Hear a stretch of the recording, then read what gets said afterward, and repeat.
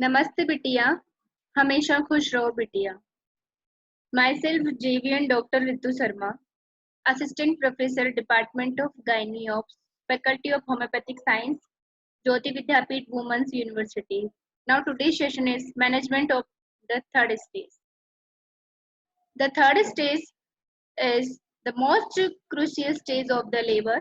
Previously uneventful first and second stage can become abnormal within a minute with disastrous consequence.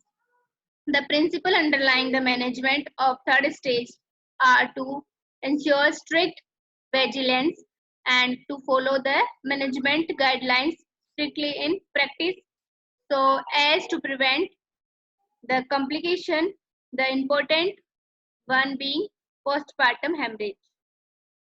Step of management. Two methods of management are currently in practice. First, expected management. Second, active management preferred. Expectant management traditionally in this management, the placental separation and its descent into the vagina are allowed to occur spontaneously. Minimal assessment may be given for the placental expulsion if it is needed. Constant watch is mandatory and the patient should not be left alone. If the mother is delivered in the lateral position, she should be changed into dorsal position to note features of placental separation and to assess the amount of blood loss. And a hand is placed over the fundus. A, to recognize the signs of separation of the placenta. 2, note the state of uterine activity, contraction and relaxation. And C is to detect through rare cupping of the fundus, which is an early evidence of inversion of the uterus. Desire to fill with the fundus or massage the uterus is to be strongly condemned. Placenta is separated within minutes following the birth of the baby. A watchful expectancy can be extended up to 15 to 20 minutes. In some institutions, no touch or hand off policy is employed. The patient is expected to expel the placenta within 20 minutes with the aid of gravity. Expulsion of the placenta only when the features of placental separation and its descent into lower segment are confirmed. The patient is asked to bear down simultaneously with the hardening of the uterus. The raised intra-abdominal pressure is often advocated to expel the placenta. If the patient fails to expel, one can wait safely up to 10 minutes if there is no bleeding. Gentleness, patience, and care are requesting for complete delivery of the membranes. If the spontaneous expulsion fails or is not perceptible because of delivery under anesthesia, any one of the following methods can be used to expected expulsion. Assisted expulsion, a controlled cold traction modified brand and reused method.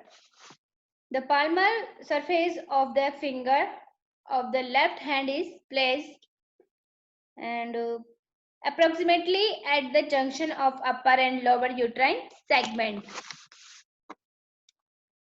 B. Fundal pressure.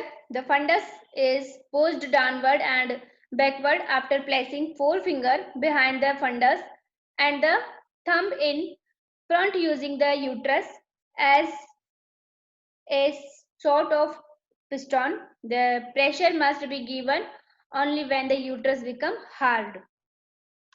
The uterus is massaged to make it hard, which facilitates expulsion of retained clot, if any, examination of the placenta, membranes and cord. The placenta is placed on a tray and is washed out is running tap water to remove the blood clot and blood and clots. The maternal surface is first inspected for its completeness and anomalies. The maternal surface is covered with grayish decidua, spongy layer of decidua bacillus. Vulva, vagina, perineum are inspected carefully for injuries and to be repaired if any. Active management of third stage of labor. Underlying principle in active management is to excite powerful uterine contractions within 1 minute of delivery of baby WHO by giving parenteral oxytocin. This facilitates not only early separation of the placenta but also produce effective uterine contraction following its separation. The advantages are first, to minimize blood loss in third stage approximately 2 to 1/5 and B to shorten the duration of third stage or to half. The only disadvantage is slight increased incidence of retained placenta 1 to 2% and consequent increased incidence of manual removal. Of course, accidental administration during delivery of the first baby in diagnosed twin produce grave danger to the unborn second baby caused by asphyxia due to tetanic contraction of the uterus. Thus, it is imperative to limit it is used in twins only following delivery of the second baby. Procedure: injection oxytocin 10 unit IM or methargine mg 1m in given within 1 minute of delivery of baby. The placenta is expected to be delivered soon following delivery of the baby. If the placenta is not delivered thereafter, should be delivered forthwith by controlled cord tracking technique after clamping the cord while the uterus still remain contracted. If the first attempt fails, another attempt is made after 2 to 3 minutes, failing which another attempt is made at 10 minutes. Limitation: to be effective, it should be administered in proper time and followed by rapid delivery of the placenta. Thus, it may be an ideal procedure while conducting delivery is an equipped surrounding and the attempt is convergent with the management.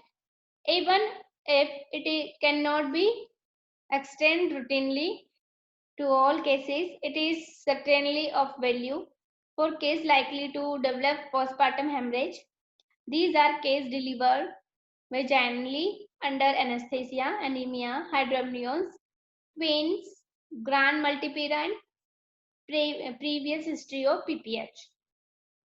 Methargine should not be used in cardiac cases or severe preeclampsia for the risk of precipitating cardiac overload in the former and aggravation of blood pressure in the latter. Fourth stage of labor: pulse, blood pressure, tone of uterus, and any abnormal vaginal bleeding are to be watched at least 1 hour after delivery. When fully satisfied with general condition is good, pulse and blood pressure are steady, the uterus is well retracted and there is no abnormal vaginal bleeding, the patient is seen to the ward. This session is powered by digital version 2.0 Jyoti Vidyapeeth Women's University. I hope you are satisfied with my digital session. If you have any query, please mention in comment box. I will resolve it. Thank you.